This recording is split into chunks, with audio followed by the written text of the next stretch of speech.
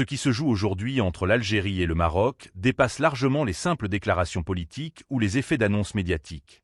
Depuis plusieurs mois, les tensions montent progressivement, alimentées par des discours de plus en plus fermes, parfois même accompagnés de messages à peine voilés.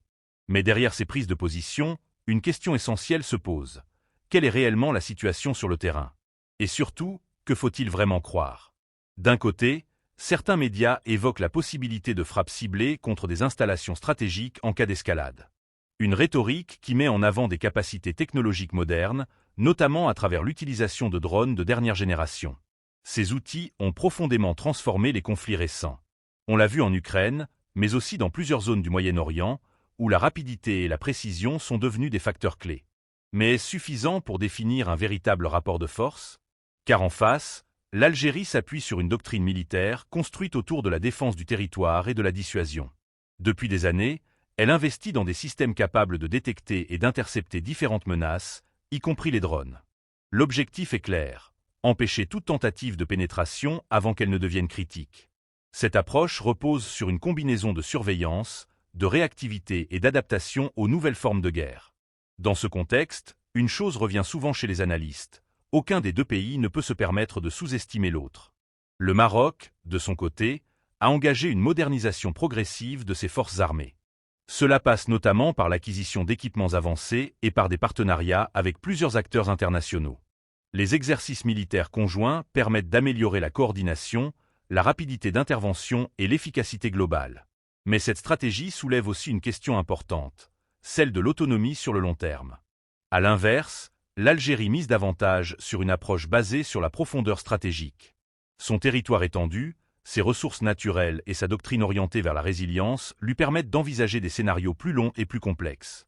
Elle ne cherche pas uniquement à répondre rapidement, mais aussi à tenir dans la durée, quel que soit le type de confrontation. Mais au-delà des capacités militaires, il y a un élément souvent sous-estimé: l'impact économique d'un conflit. Une escalade entre les deux pays aurait des conséquences immédiates.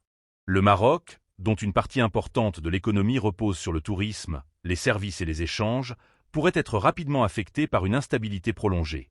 De son côté, l'Algérie, bien que soutenue par ses ressources énergétiques, ne serait pas épargnée non plus, notamment en cas de perturbation de ses exportations ou de pressions extérieures.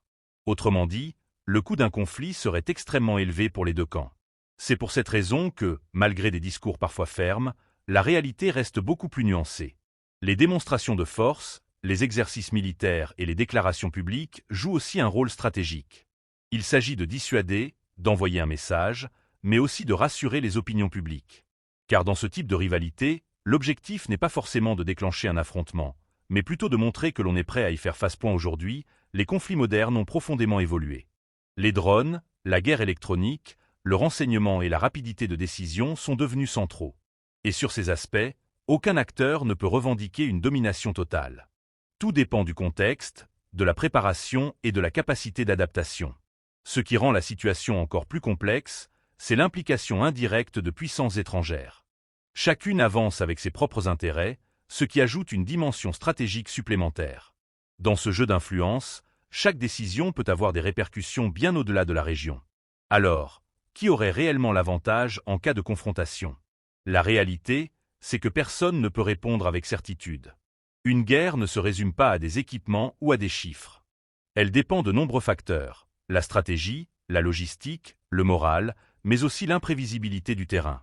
Et c'est souvent ce dernier élément qui change tout. Ce qui est certain, en revanche, c'est qu'une escalade militaire représenterait un tournant majeur pour toute la région nord-africaine. Dans un contexte international déjà tendu, un nouveau conflit ne ferait qu'aggraver les équilibres existants.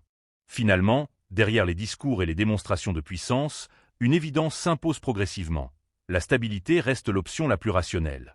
Parce que dans ce type de confrontation, il n'y a pas vraiment de vainqueur clair. Seulement des conséquences, parfois durables.